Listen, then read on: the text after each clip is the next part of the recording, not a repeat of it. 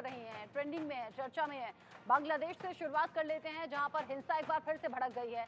बांग्लादेश में हिंसा के बाद पूरे देश में सेना की तैनाती अब कर दी गई है। देश भर में जारी हिंसा के बाद सेना तैनात है। अब ऐसे में सेफ्टी सिक्योरिटी के इंतजाम भी ज्यादा हैं। पुलिस को हटाकर सेना को तैनात किया गया ताकि मोर्चा संभालें और हालात को कंट्रोल करें। हिंसा में अब तक 19 पुलिसकर्मियों की मौत की खबर मिल रही है, जबकि आम लोगों की मौत का आंकड़ा 300 को क्रॉस कर चुका है। यही बांग्लादेश जहां पर पिछले कुछ दिन में ये हिंसा की आग रह रहकर भड़की। पहले आरक्षण हटाने की मांग थी, आरक्षण हटाने की मांग पूरी हुई और फिर अब आरक्षण को वापस करने की मांग के चलते ये सभी लोग सड़कों पर आ गए हैं। इनका कहना यह है कि जो शहीद के परिवार वाले हैं उन्हें रिजर्वेशन नौकरी में मिलना चाहिए।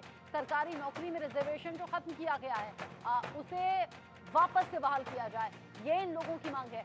जबकि पिछले दिनों सड़कों पर जो स्टूडेंट्स आ गए थे, जो प्रदर्शनकारी आ गए थे, उनका कहना यह था कि काबिलियत के आधार पर नौकरी दी जाए, ना कि आरक्षण के आधार पर। ऐसे में ये जो अलग अलग प्रदर्शनकारी आपको सड़कों पर दिख रहे हैं, हजारों की इनकी संख्या है और अब तक इसी टकराव में, इसी हिंसा की घटना में 300 से ज्यादा जानें जा चुकी हैं।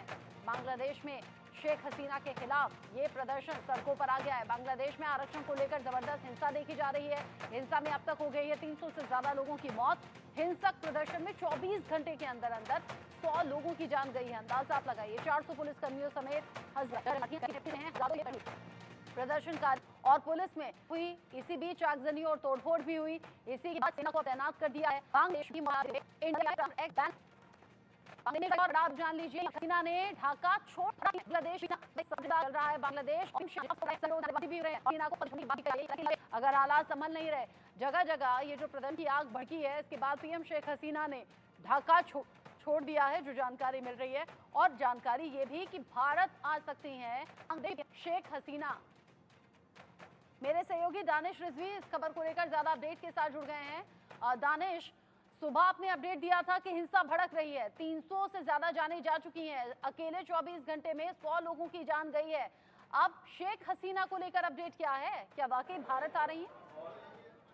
बिल्कुल, जिस तरीके से बांग्लादेश में भड़की हुई हिंसा से लगातार सड़कों पर संग्राम है, तोड़फोड़ है, आगजनी है, लगातार सेना पुलिस और आम लोगों के बीच लगातार विवाद बढ़ता जा रहा है। इसको लेकर देखते हुए शेख हसीना ने अब तक जो खबर आ रही है ढाका छोड़ चुकी है। इसका मतलब कि भारत में शरण लेने की उनकी ये एक नई प्लानिंग है। अब उसके साथ साथ अब देखना होगा कि शेख हसीना किस मकसद के तहत आई है। क्या वो भारत से मदद मांगने आ रही हैं, या वहाँ के जिस तरीके से लोग उनसे नाराज़ हैं उसको देखते हुए बांग्लादेश छोड़ने का उन्होंने ये अपना इरादा किया है। ऐसे कई सारे पहलुओं पर अब विचार विमर्श किया जाएगा। फिलहाल जिस तरीके से बांग्लादेश में हालात बने हैं, बेकाबू हो चुके हैं, लगातार लोग उग्र होते जा रहे हैं, मरने वालों की संख्या लगातार बढ़ती जा रही है। पिछले 24 घंटे में 110 से लोग इस वक्त ज़्यादा मर चुके हैं, तकरीबन हज़ारों की संख्या में लोग घायल हो चुके हैं, पुलिसकर्मियों की तादाद भी इसमें काफ़ी ज़्यादा है। ऐसे में होटल में आग लगाई जा रहे हैं, स्कूल, दफ्तर, कॉलेज सभी को बंद कर दिया गया है, इंटरनेट सेवाएं बैन लगा दी गई है। और ऐसे में सवाल यही उठता है कि आखिर बांग्लादेश में पिछले 1.5 महीने से जिस तरीके से ये हिंसा की आग सुलग रही थी, क्या उसको नदारद कर रही थी वहाँ की सरकार, या नज़रअंदाज करने की कोशिश कर रही थी? पहले हाईकोर्ट ने 5 जून को ये फैसला पलटा कि नहीं आरक्षण दिया जाएगा, फिर 21 जुलाई को सुप्रीम कोर्ट ने कहा कि नहीं आरक्षण नहीं दिया जाएगा, यानी कि काबिलियत के बिना पर ही आरक्षण मिलेगा। 56% आरक्षण को ख़त्म कर मात्र 7% आरक्षण देने का आदेश कोर्ट ने दिया, जिसके बाद से लगातार लोगों में, खासतौर से छात्रों में नाराज़गी देखी जा रही है। इसको लेकर लगातार लोग उग्र होते जा रहे हैं। तकरीबन 20 जिलों में लगातार हिंसक विरोध प्रदर्शन हो रहे हैं, तोड़फोड़ हो रही है, आगजनी हो रही है, एक दूसरे को मार रहे हैं। एक बात बताइए, बांग्लादेश में जो हिंसा हो रही है, हालात लगातार बिगड़ रहे हैं। पहले पुलिस के हाथों कंट्रोल दिया गया, पुलिस से हालात संभले नहीं, अब पुलिस को हटाकर सेना को वहां तैनात कर दिया गया है। जगह जगह हिंसा भड़कती चली जा रही है। अंदाजा हम इसी बात से लगा रहे हैं, जैसे आपने कहा कि 24 घंटे में 110 से ज्यादा जानें तो जा चुकी हैं। प्रधानमंत्री आवास भी क्या वहां सुरक्षित नहीं, जो शेख हसीना को देश छोड़ना पड़ रहा है? बिल्कुल, जब आवाम उग्र हो जाती है, आपने देखा होगा कि श्रीलंका के क्या हालात हुए थे। श्रीलंका के राष्ट्रपति भवन में लोग घुस गए थे, प्रधानमंत्री के भवन में घुस गए थे। जब आवाम उग्र हो जाती है तो सेना और पुलिस लाचार हो जाया करती। वही हालात फिलहाल पूरी तरीके से बांग्लादेश में घिरे युद्ध जैसे आसार बन चुके हैं। जगह जगह हिंसा हो रही है। किसी एक इलाके का जिक्र क्या किया जाए, ढाका का जिक्र क्या किया जाए, हर जगह गांव से लेकर शहर कस्बों तक ये हिंसा भड़की हुई है, जिसको लेकर अब सेना भी लाचार दिख रही है। सिर्फ सेना सुरक्षा के भावना सुरक्षा के दृष्टिकोण से उसको काबू में करने की कोशिश तो कर रही है, लेकिन जिस तरीके से लोग उग्र हैं, नाराज हैं, उसको देखते हुए लगता है यही है कि आने वाले वक्त में बांग्लादेश के लिए मुसीबत कम होने के बजाय और बढ़ती ही जाएंगी। जिस तरीके से परेशानी अभी बढ़ती हुई नजर आ रही है, बांग्लादेश की पीएम शेख हसीना की मुश्किलें भी बढ़ गई हैं।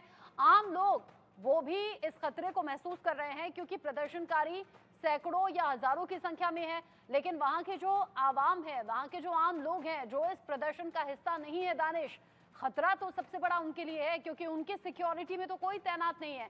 सेना का तो सीधे सीधे काम अभी हिंसा को शांत करना है। बिल्कुल, हिंसा को शांत करने का एक भरसक प्रयास तो पहले पुलिस ने किया, अब सेना करने की कोशिश करेगी। लेकिन सवाल ये है कि विपक्ष की जो पार्टियां हैं, कहीं ना कहीं उनका बैक सपोर्ट जिस तरीके से दिया जा रहा है, जिस तरीके से छात्रों को उनका सपोर्ट किया जा रहा है, उससे यही लगता है कि ये मामला इतनी आसानी से शांत नहीं होने वाला है, बल्कि ये मामला और बढ़ता ही जाएगा। क्योंकि अब यहाँ पर राजनीति शुरू हो चुकी है। पिछले साल जिस तरीके से इलेक्शन हुए थे, चुनाव हुआ था, उसके बाद लगातार जिस तरीके से विपक्षी पार्टियों के नेता ये लगा रहे थे कि यहाँ पर एक अराजकता का माहौल है, यहाँ पर एक तानाशाही की सरकार है, ना कि यहाँ पर लोकतंत्र की सरकार है। उसके बाद से ये चीज़ विपक्ष का एक मौका मिला है सत्ता से बेदखल करने का शेख हसीना को। अब उसका वो भरपूर फायदा भी उठाने की कोशिश करेंगे और बैक सपोर्ट से फिलहाल अभी कोशिश कर रहे हैं। आने वाले ये वक्त में देखा जा सकता है, या देखने की कोशिश, या हम लोग को देखने को मिलेगा कि विपक्ष की पार्टी भी सड़कों पर संग्राम करते हुए नजर आ सकते हैं।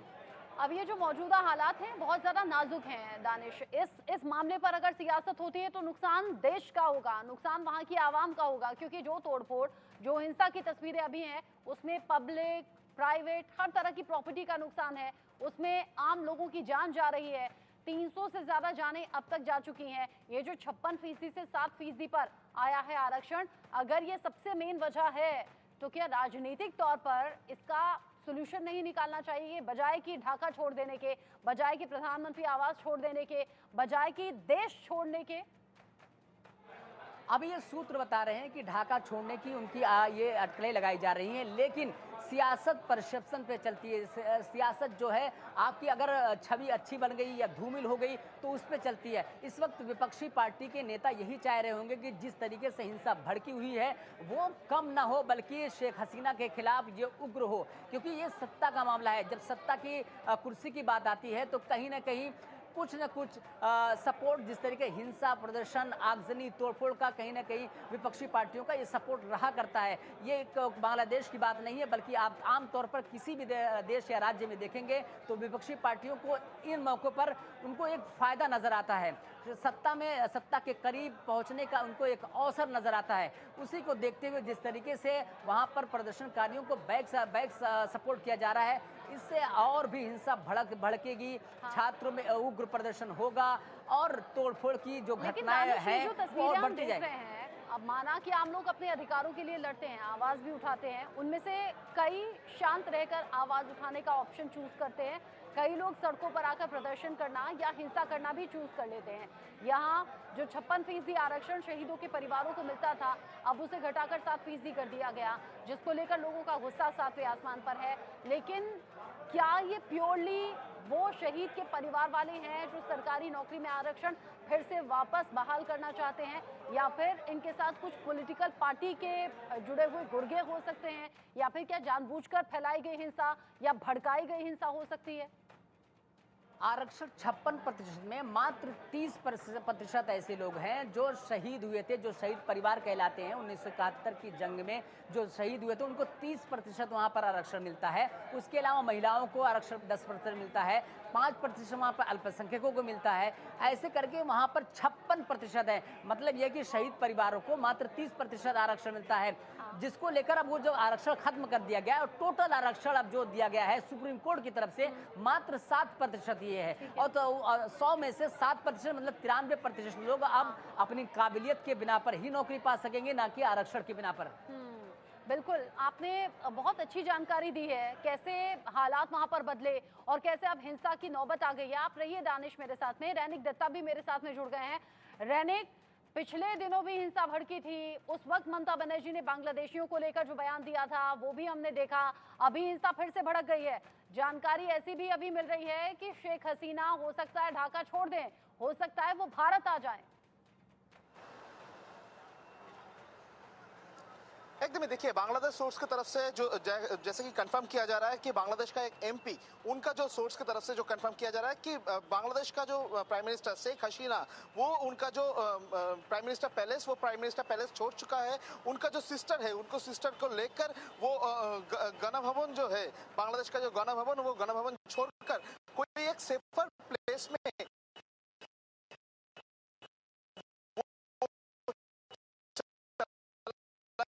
गया है। और ऐसा बांग्लादेश की तरफ से इंफॉर्मेशन आ रहा है।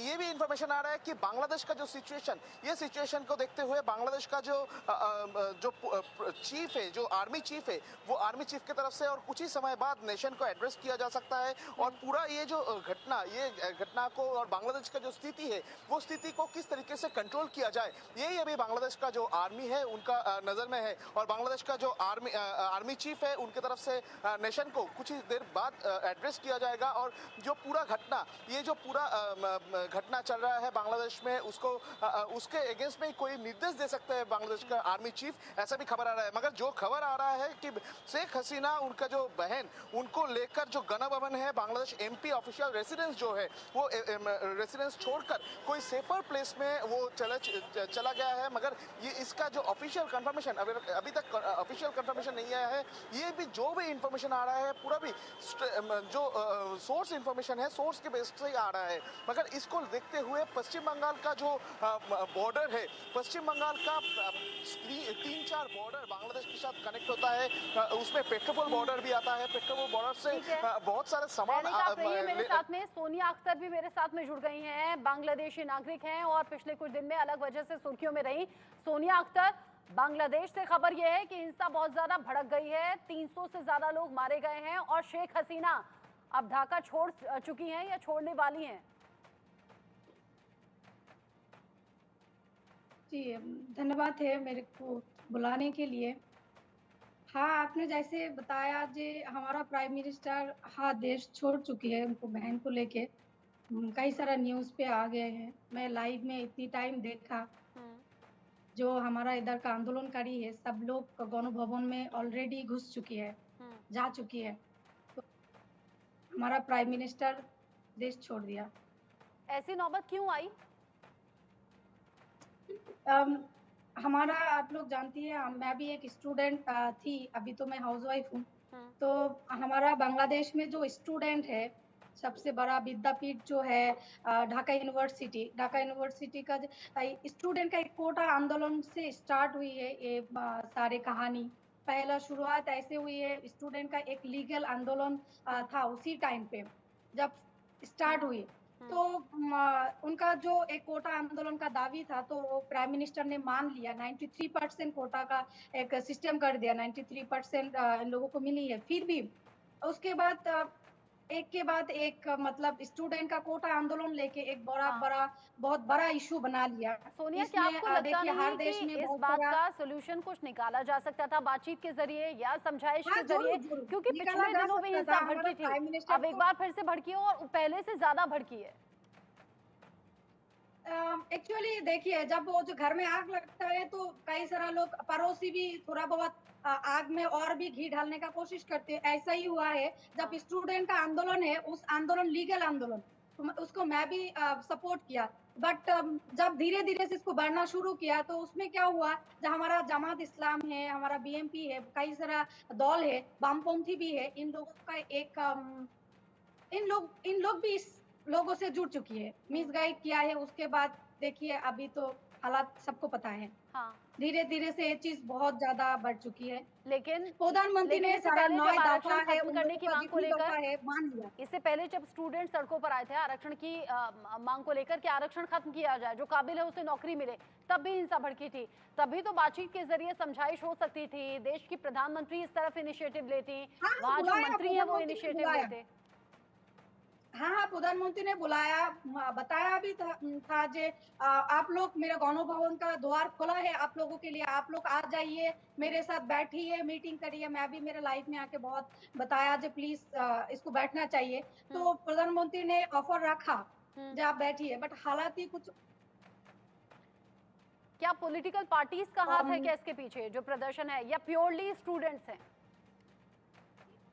पहले ओनली स्टूडेंट था, उसके बाद धीरे धीरे से जमात इस्लाम, आप जानती है बांग्लादेश में जमात इस्लाम को बैन कर दिया, तो उन लोगों का भी एक आग है, उन लोगों का भी एक दुश्मनी निकालना है प्रधानमंत्री से। तो कई सारा मतलब बातचीत है जो एक हाँ, हो चुकी है, सब एक साथ सड़क पे आ गया है। हाँ, तो आम लोगों में तो बड़ा डर होगा अभी, जिस तरीके से 300 से ज्यादा लोग मारे गए हैं।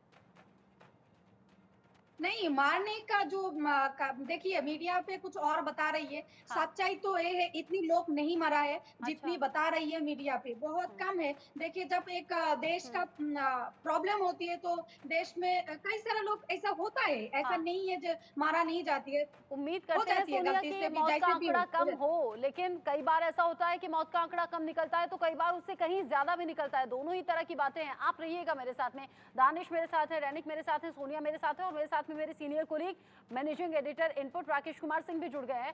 राकेश, बड़ी चौंकाने वाली खबर सुबह से जब हम बता रहे हैं, बांग्लादेश में फिर से हिंसा भड़की है, और इस बार की हिंसा पिछली बार की हिंसा से कहीं ज्यादा है, ये संख्या भी बढ़ गई है। और सोनिया कह रही हैं कि ये प्योरली स्टूडेंट पहले थे, अब नहीं है।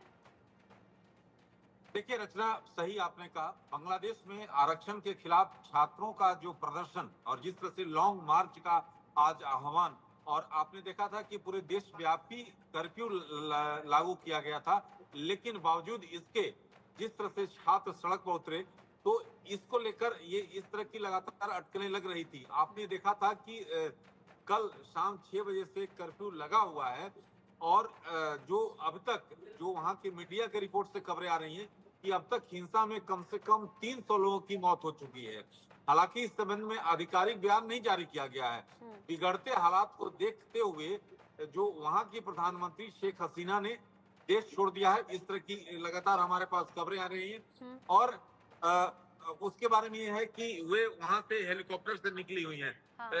भारत के बारे में भी है, कुछ और देशों के बारे में है, लेकिन सबसे महत्वपूर्ण बात यह है कि जिस तरह से आरक्षण के नाम पर ये आंदोलन शुरू हुआ था और जिस तरह से हिंसक हुआ, ये आप मामला खुद जानती हैं, लेकिन इसमें इस आंदोलन के पीछे कहा जा रहा है कि मुख्य विपक्षी दल और साथ ही साथ जमाते इस्लामी का हाथ होने की बात सामने आ रही। जमाते इस्लामी वही संगठन है जिसके छात्र संगठन को कुछ दिन पहले जो है प्रतिबंधित इस सरकार ने किया था। तो ये तमाम चीजें, और जिस तरह से पुलिस और छात्र प्रदर्शनकारियों के बीच हिंसक झड़पें, और उसके बाद जो स्थितियां उत्पन्न हुई है, यानी कुछ विपक्षी पार्टियां, कुछ अलग अलग संगठन जो छात्रों के इस प्रदर्शन के बीच में अपना फायदा या अपनी रोटियां सेकने की कोशिश कर रही हैं। आपने कहा कि हेलीकॉप्टर से अभी देश से निकल चुकी हैं शेख हसीना, क्या भारत आ रही है? देखिए बिल्कुल सही एक चीज बोला आपने, कई सारा संगठन अपनी रोजी रोटी के लिए, अपनी फायदा के लिए मिसगाइड किया है स्टूडेंट को। अभी हालात इतनी ज्यादा बिगड़ गए जो सड़क पे सब लोग आ चुकी है, बट ये जो बता रही है 300 लोग 400 लोग मारा गए, ये झूठ है। इतने लोग मारा नहीं गए, एक मर गया तो उसमें भी से 10 ठप्पा लगा देती है सरकार को गिराने के लिए, ऐसा कुछ नहीं है। हाँ मारा गया है, ये सच है, जो कुछ लोग मारा गया, कुछ स्टूडेंट मारा गया है, ये दुश्मनी निकालने के लिए हमारा प्राइम मिनिस्टर मैंने जैसे पहले कहा सोनिया कि उम्मीद हम करते हैं कि हाँ ये संख्या कम हो, हम चाहते हैं दिल से कि ये संख्या कम हो, लेकिन संख्या लगातार बढ़ रही है क्योंकि जो टकराव की स्थिति है वो डराने वाली है। राकेश, आप इससे पहले बता रहे थे कि शेख हसीना अब बांग्लादेश से निकली हैं, चूंकि आप गृह मंत्रालय में लगातार संपर्क में रहते हैं, क्या ऐसी कोई भी जानकारी है कि क्या भारत आ रही है शेख हसीना, क्योंकि अच्छे संबंध है भारत और बांग्लादेश के बीच में? देखिए रचना, इस तरह की खबरें हैं कि वो देश छोड़कर भारत भी जा सकती हैं, लेकिन इसकी आधिकारिक रूप से पुष्टि नहीं हुई है। हाँ।